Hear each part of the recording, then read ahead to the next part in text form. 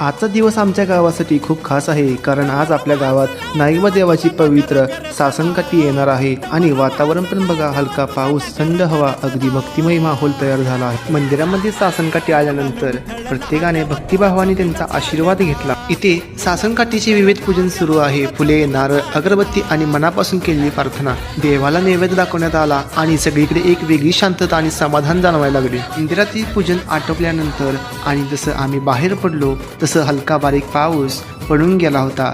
जणू निसर्ग सुद्धा या पवित्र क्षणाचा आनंद घेतोय. थंड वारा, पावसाच्या सरी आणि समोर नाईबा देवाची सासनकाठी, सगळं वातावरण एकदम भक्तिमय झालं होतं. आता आम्ही सगळे पारावरती आलो आहोत. पावसाच्या या सरी जणू देवाचा आशीर्वाद वाटतोय. या मातीचा सुगंध, पावसात भिजलेली वाट आणि भक्तीने भरलेला प्रवास, हा फक्त प्रवास नाही, हा श्रद्धेचा अनुभव आहे. प्रत्येक भक्तांना प्रसाद वाटण्यात आला. आता तो क्षण आला. सासनकाठी पुढच्या प्रवासाची निघाली. गावातली मोठ्या मान्यवरांनी पुढे येऊन नारळ अर्पण केला. सासनकाठीची गळाभेट घेतली. हा क्षण खूप भावनिक होता. डोळ्यात श्रद्धा आणि मनात आशीर्वाद, आणि अशा वातावरणात निरोप दिला गेला. गळाभेटीतून व्यक्त होणारी आपुलकी आणि निरोपात दडलेली भावना, आणि अशा पवित्र क्षणानंतर सासनकाठीचा पुढचा प्रवास सुरू झाला.